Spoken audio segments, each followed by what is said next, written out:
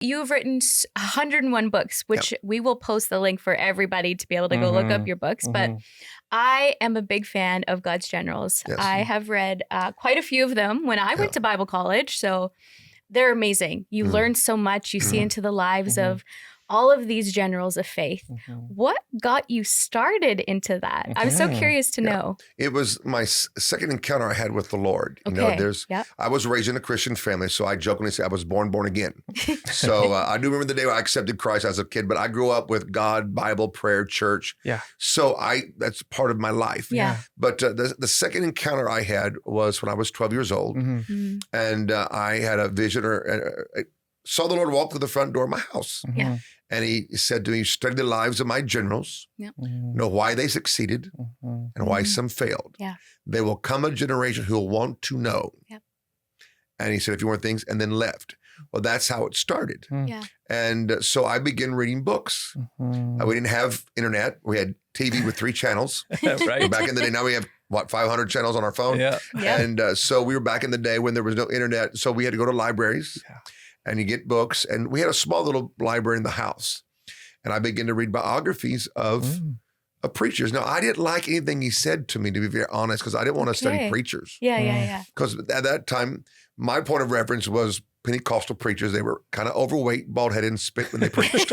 I'm exaggerating, but that was kind of the gist. You know, I study sports people or rich people or stars or something. But I did it. And the first day I read the first chapter and a half of this book, a consuming desire came to read books and talk to old people. I know it sounds crazy, but that's what happened. Yeah. It's very rare. That's when I begin to read books. They say I've read around 14,000 now. Books. So they estimated, my librarian estimated all the books. So it's a lot of books. Yeah. And now some were small. I don't want that, but I also read the big books with no pictures in them and words this big, and you had to go get the dictionary to find out what the word meant. Right. So it was tough. There was no Alexa that can help you with this, or Siri could do that. So they didn't have that in those days. You had to do the library and the dictionary. Yeah. And so I began to talk with people because I lived in Tulsa. Right. It was a Christian hub. Yep. And so there's a lot of people who knew the great preachers at the time. They knew Mr. Wigglesworth. They knew John G. Lake. They knew Sister McPherson.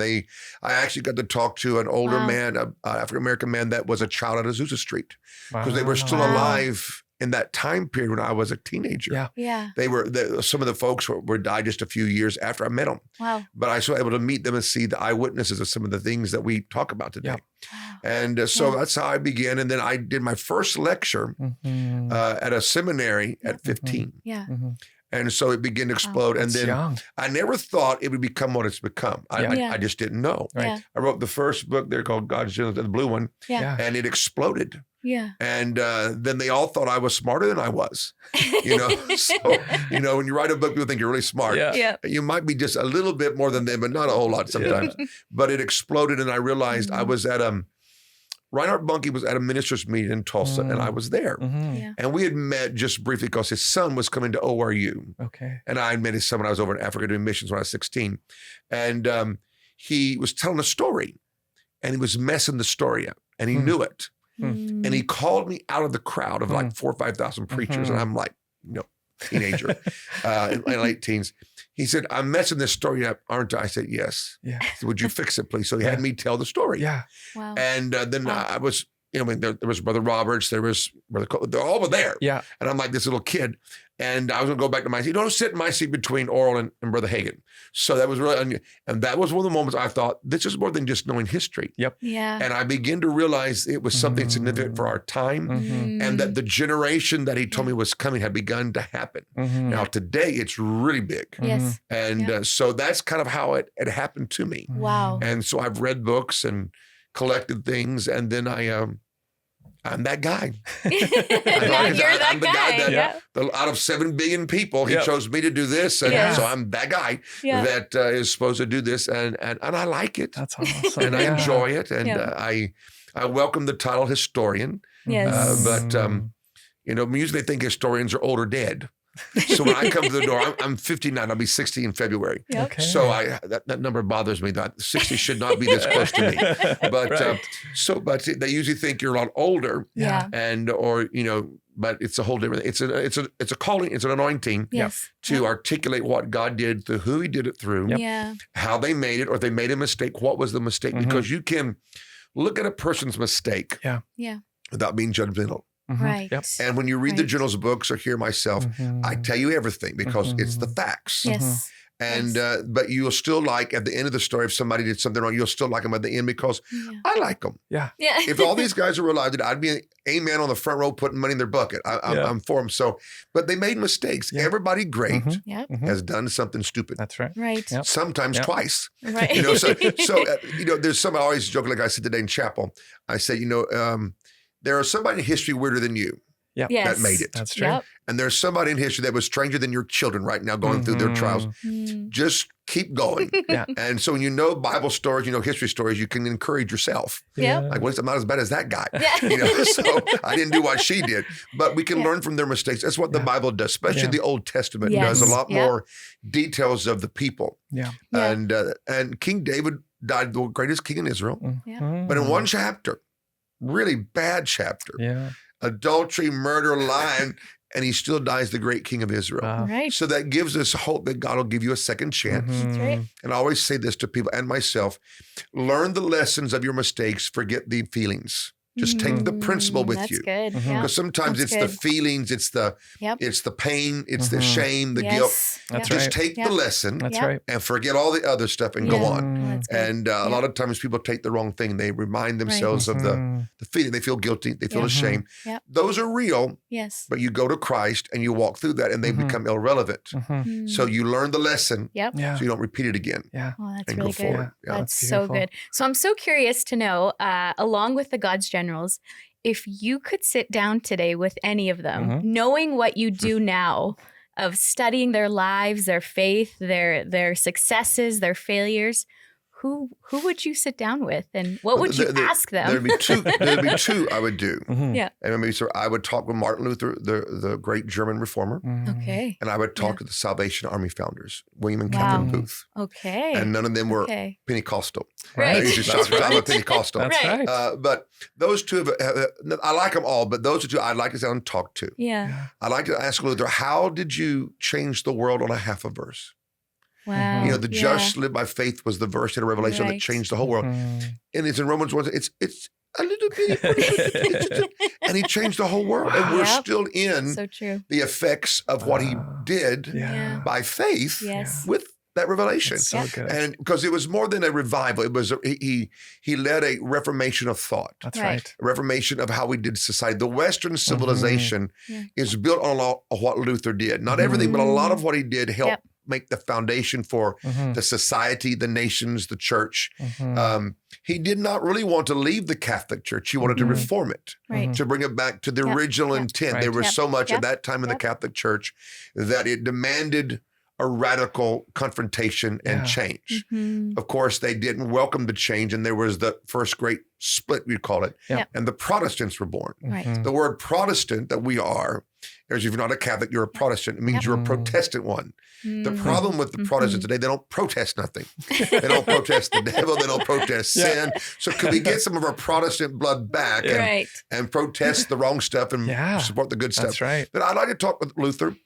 How was it when you stood up and the whole world was on your shoulders when you went on trial? See, back then we don't realize if you didn't believe the way they told you to believe, you could be martyred for that and go on trial and be put in prison. So Luther, when he was on trial, he asked for one more night to consider his answer on the first day of the trial. They brought him in because of what he had written, what he said, and it was a religious governmental trial, like O.J. Simpson. All right, now please take me right on that.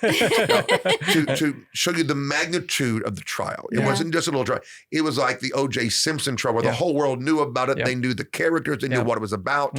So it was like that in the 1500s. The Pope knew about it. The Catholic lawyers had come. The German hierarchy was there. And it was a big deal. We peasants were outside listening through the window, and it was a big deal. And they laid his his writings at that time and asked him, have you written this? And he said, those are my writings. And they asked him to recant. And instead of saying no, like I thought he would, he asked for 24 hours. And he writes and says, I went to my room in the castle there where the trial was. And he fought with Lucifer. He says it was Lucifer. Interesting. And I thought, no, that's a big devil. That's the top one. That's not his little friends. That's him. And I thought that might be a little, then I thought about if I was Lucifer and I was about to lose my hold, I would show up myself too.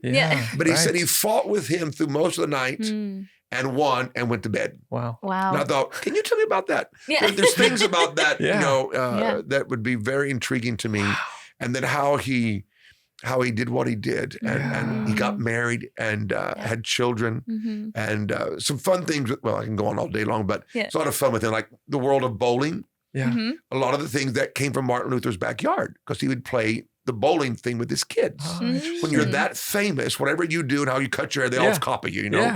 And so they had these little pins they put up and they'd throw the ball and play with his kids. And some of the rules that we call bowling came from Martin Luther's backyard. Oh, wow. And stuff No like way. that. And but that would be one. And then the Salvation Army. I would have joined the army with the original founders. They were phenomenal. They combined social justice and the gospel correctly. That's why the evangelicals in the full gospel like them but don't know how to put them. Because they did things that we don't do with social justice. And he was, him and his wife was tremendous. And they, how do I say this? They got kicked out of the Methodist church. I mean, it's a great story. They were Methodist because they were bringing the wrong kind of people to the church. And he was their regional evangelist.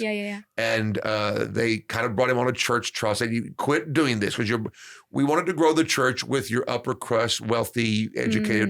And they were bringing the hookers and the low caste people that needed Jesus too. And in those churches, you had your row. You know, you had the Smiths row, and then you had the, you know, the Clark's row, and you had the Booth row. And that's how church was. How they raised money, you pay for your pew. And he'd bring all those people, and they weren't churched, so they'd be drinking in the bottle or the ladies and say that again, I don't understand, and they interrupt the whole service. So when they told him not to bring any more of those people back, his wife said no for him. And so they were kicked out and they went across to bad part of London and walked into a tent meeting and the Salvation Army started. Because the guys trying to do the tent meeting didn't know what to do and he did. And he took the tent meeting and it birthed. So I can go all day. I don't know how much time I've got to go all day with these stories, but she was great. I used to preach their sermons when I was younger. Okay. As a young preacher, you don't know what to preach. Find a dead man's sermons that did great preachers, and they'll think you're full of revelation, and you'll know it's a 100-year-old sermon. But I used to preach William and Kathryn Booth's sermons when I didn't know what to preach. I just changed and put my modern story where they would give a story. But I used their words, and people are like, wow, you're amazing. I thought, thank you. You know, you don't know it's Brother Booth's sermon from 150 years ago. But one of the sermons I always like, they say we go too fast. They were being accused of working hard and they should slow down. You know, it was one of the tactics. And he goes, well, as long as there's women crying because their husband is gone, I will fight. As long as children are hungry and there's no milk in their belly, I'll fight. As long as men keep going in and out of jail, I'll fight. Why should I slow down? I mean, he just wonderful sermons. So I like them.